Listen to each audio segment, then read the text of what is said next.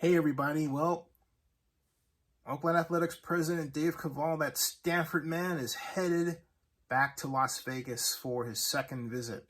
And one report says that, well, he's really excited to go back there and he's setting up all these meetings, but then the mayor of Las Vegas hasn't coughed up any information and, well, everybody's mum on what the A's are going to do once Kaval gets there. Kaval says they have a number of sites that they're touring.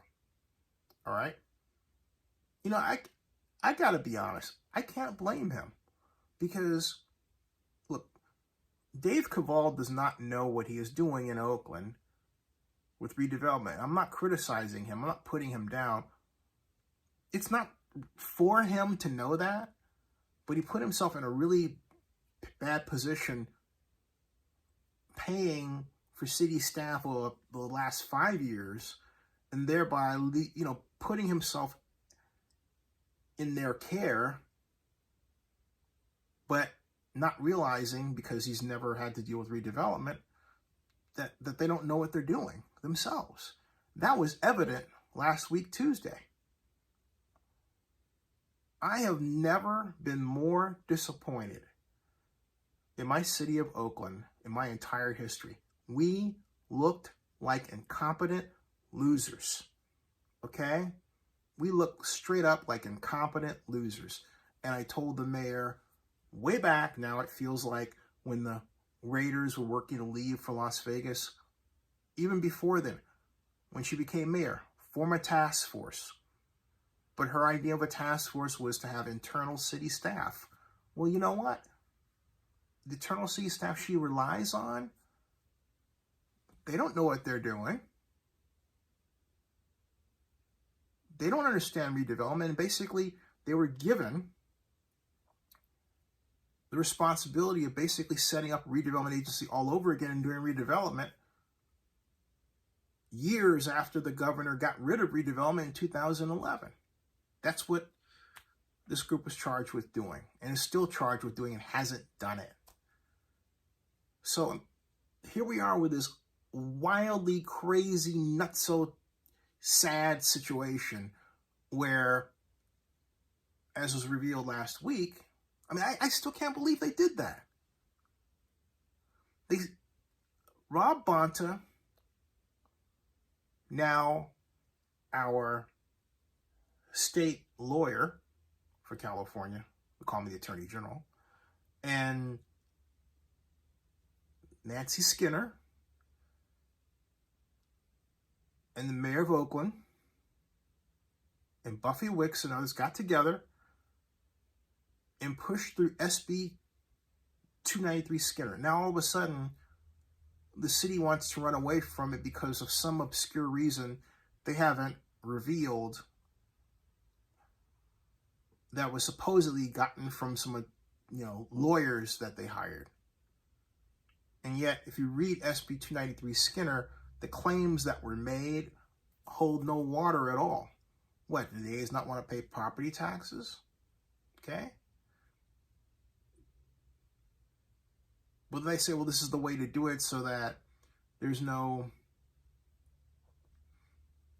leaning on the city coffers to, back a bond. Well, no, you can use a private activity bond. That's what it's called. Or at least an industrial development lease revenue bond. It's not a new thing, folks. Okay? It just isn't. But what is new is this galling lack of know-how that the city of Oakland exhibits. Indeed, the state, because we have a whole large, giant set of developments in California that are there because of redevelopment.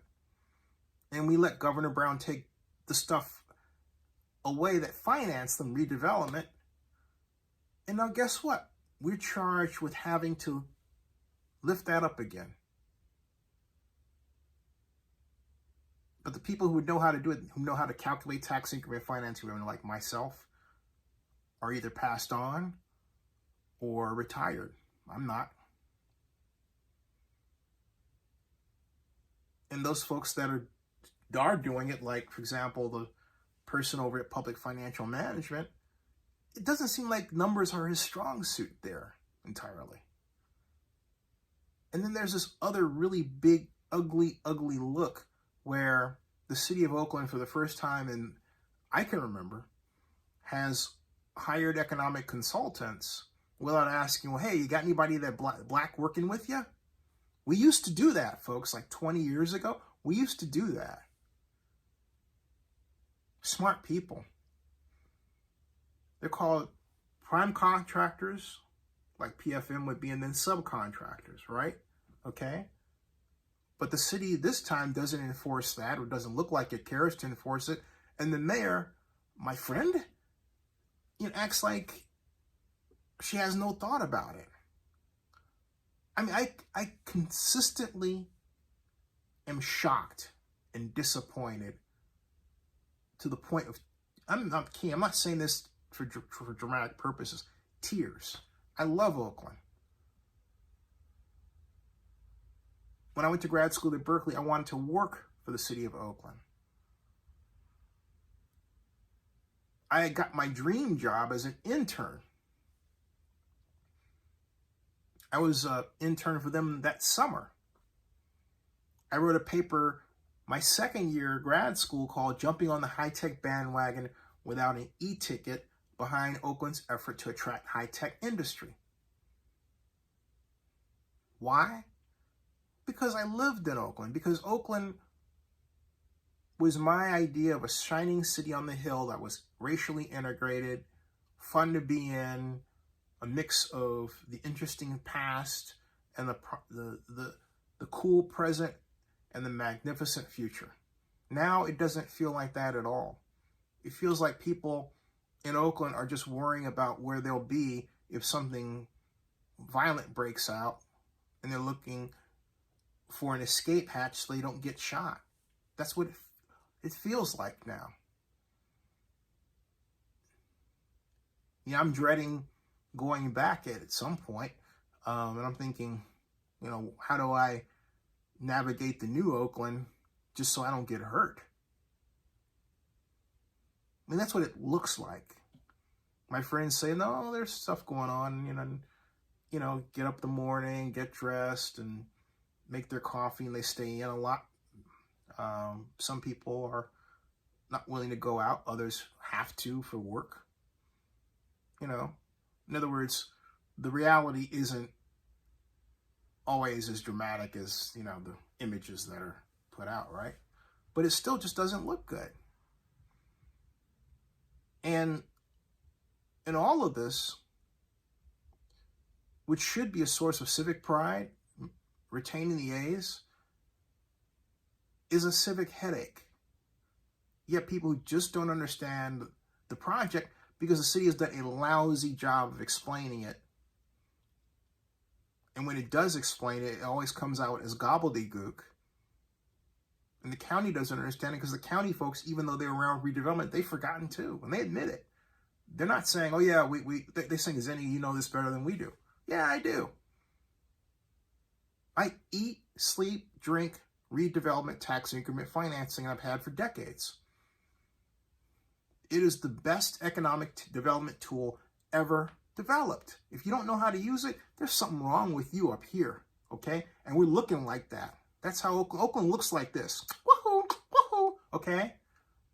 I am the person. You are looking at the person who turned Dave Kaval on to what are called enhanced industrial development zones, or the provisions. And in the form of SB 628 bill, I did that April 4th of 2017 in a phone call to him. Dave says, well, you can't use public financing. And I said, well, no, actually you can. And I directed him by email to legislation. And then on top of that, he didn't even know about the Gruen and Gruen study in 2010 regarding the economic impact of a ballpark down at Jack London Square, including, guess what, the tax increment financing revenue throw-offs. Okay? I sent him a copy of that study too. Did he say thanks? Well, we were talking, but he hasn't told anybody since then, oh yeah, Zinni was the guy I got this from. But he was. But you know what? I was. Can't deny it. So I feel like without my involvement, because of so many other people who've left and the way Libby's handled it, it's like the blind leading the blind. The mayor could have formed a task force with me and others involved who know this stuff, rather than just say, I'm going to rely on my staff. Like, I haven't done anything over the last 30 years. To heck with that. So no, I'm going to talk about this. And I don't care how anybody feels, because, hey, look, they don't care how I feel. All right? They don't want to acknowledge me and what I've done. So why should I give them better treatment than they've given me? You see, I used to be that way, and I've been that way with a lot of people for decades. But a lot of those people have been shitty toward me over that span.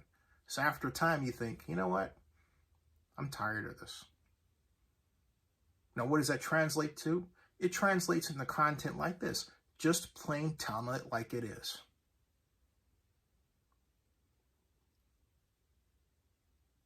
Because Oakland is on the downside. And it's headed to levels I have never seen before. That incident at Juneteenth should never have occurred, but it did. And why? It revealed the same kind of problem that, for me, personally first reared its head when Schindler's List came out and it was shown at the Grand Lake Theater, and black kids, a set that were in the theater, were actually laughing at the movie. That became the focus of a news report. There's a way that we have mistreated black kids in Oakland in particular that we don't come to grips with, and we never have.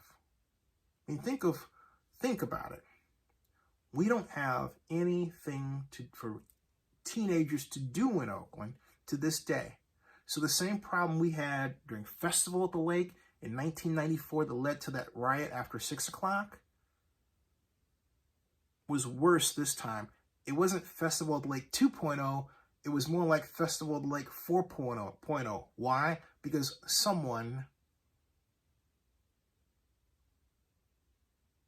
got shot.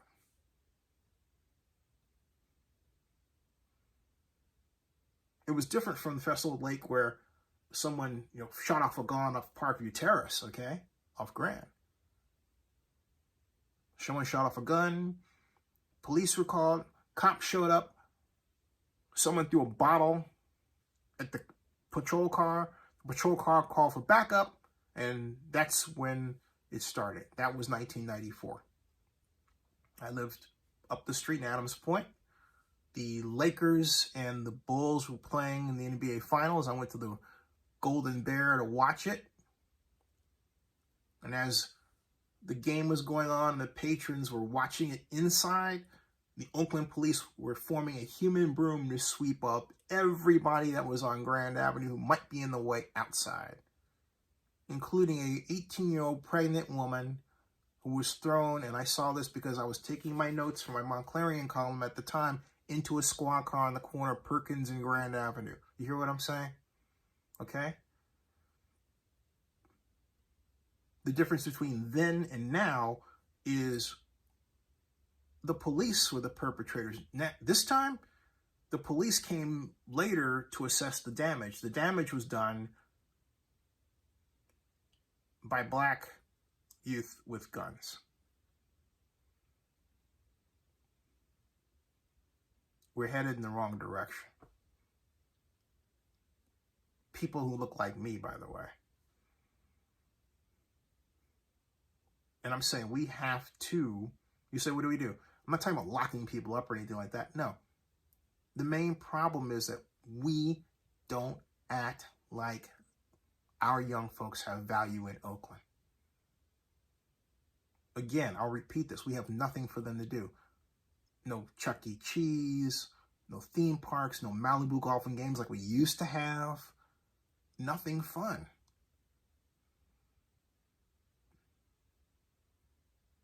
We act like we don't care. And this has been Oakland's problem for a long time. And now we act like we don't even care to retain the A's because we half-ass it. I'm not talking about someone's attitude towards sports. You know what? This is not going to cost the taxpayer his money. It just isn't. And the simple fact that people think it will just shows you how stupid people are. They want to be, it's like, I got to be conservative. I got to be liberal or conservative. It's not, well, gee, let's ask the magic question. How can we do this where the city is not on the hook? Well, they've kind of figured it out, but their approach is really complicated because it violates SB 293 Skinner, which if you read it means, hey, the county of Alameda might be losing some money, but they can negotiate to have projects paid for out of that $1.8 billion in tax increment revenue, assuming a 4% rate of growth on assessed value. We should be all hands on deck about this stuff. But now you're in a situation where all of a sudden, just because Major League Baseball said, toot sweet, they're like, so we got to be with the county now. They should have done it last year. I'll repeat this until the cows come home. I am shocked the city futzed around on this and did nothing.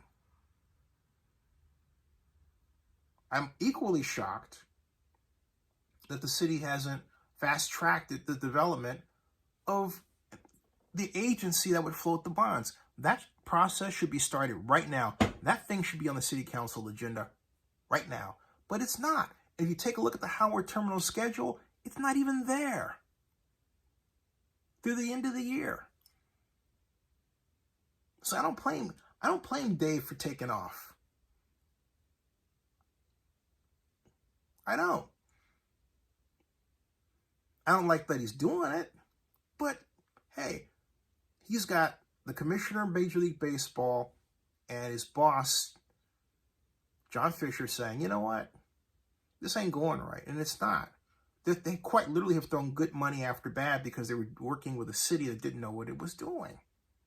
Our city, my city, my city, okay? It hurts, man. It hurts. Subscribe to Zenny62 and bookmark oaklandnewsnow.com.